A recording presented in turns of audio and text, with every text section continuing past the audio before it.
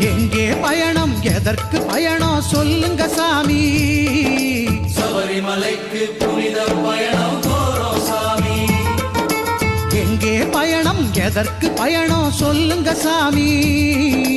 சபரிமலைக்கு புனித பயணம் போறோம் சாமி. யாரை காண சொல்லுங்க சாமி. ஹரிஹர புத்திரன் ஐயனை காண போறோம் சாமி. ஹரிஹர புத்திரன் ஐயனை காண போறோம் சாமி. எங்கே பயணம் எதற்கு பயணம் சொல்லுங்க சாமி.